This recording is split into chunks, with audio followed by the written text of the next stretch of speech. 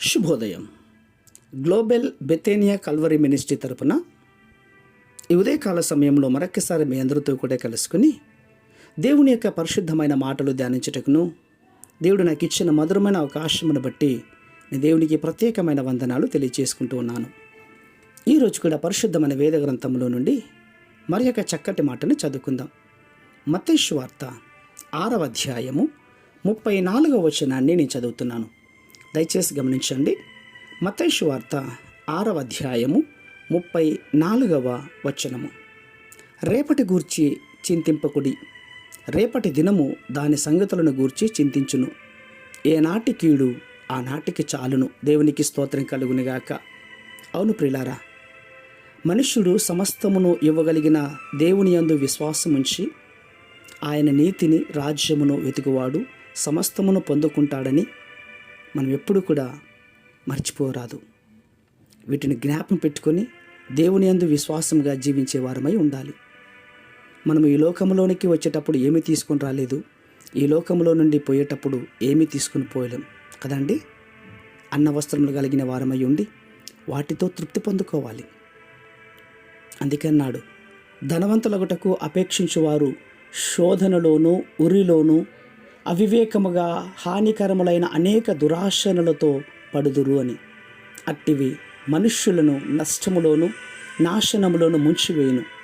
ఎందుకంటే ధనాపేక్ష సమస్తమైన కీడుకు మూలము అంటున్నాడు.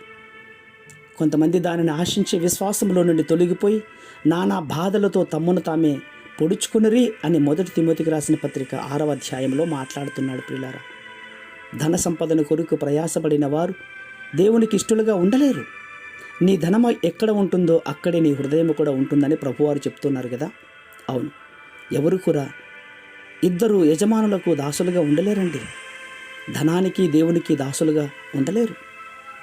ధనమును ఆశించినటువంటి యూదా 30 వెండి నాణములకు ప్రభువును అమ్ముకున్నారు కదా. లోకమును ప్రేమించినటువంటి దేమా పౌలు భక్తుని విడిచి వెళ్ళిపోయారు. వెండి బంగారములను ఆశించినటువంటి ఆకాను తనకు తన కుటుంబానికి నాశనము కొని తెచ్చుకున్నాడు. ఆస్తిని వస్త్రములను కోరుకున్నటువంటి గెహాజీ తనకును తన వంశానికి కుష్ఠరోగం తెచ్చుకున్నాడు. తెలుసు కదా అండి. వీరందరూ కూడా దేవుని వాక్యమును ఎరిగిన వారై ఉన్నప్పటికీ కూడా ఈ లోక విచారమునకును ధనమోసమునకు చోటిచ్చి తమ్మును తామే పొడుచుకున్నారు ప్రియులారా.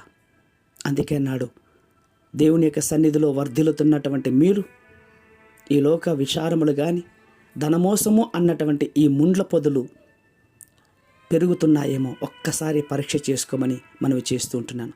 ఒకవేళ అవి పెరుగుతూ ఉన్నట్లయితే కనుక ఇప్పుడే ఈ క్షణంలోనే నీ గుండెల్లో నుండి వాటిని పెరికివేయండి. పాపము నుండి విడిపించినటువంటి ప్రభు లోకములో నుండి లోకాశములో నుండి మిమ్మల్ని ఖచ్చితంగా విడిపిస్తాడు, నడిపిస్తాడు. పరిశుద్ధమైనటువంటి మా ప్రియ పరలోకపు తండ్రి, నిజమైన ఆయన, రేపటి గురించి మేము ఆశపడకుండానట్లుగా చింత లేకుండానట్లుగా మీ యందు జ్ఞానం కలిగిన వారమై వాక్యానుసారమైన జీవితాన్ని జీవించుటకును ఈ మాటలు వింటున్న వారందరికీ మీరు దయచేయండి. అట్టి కృప మీరు అనుగ్రహిస్తున్నందుకే స్తోత్రాలు అర్పించుకుంటూ చిన్న ప్రార్థనను మా రక్షకుడైన యేసుక్రీస్తు ఉన్నతమైన నామములో దీనముగా అడిగి వేడుకొని పొందించున్నాము మా తండ్రి. ఆమేన్, ఆమేన్, ఆమేన్.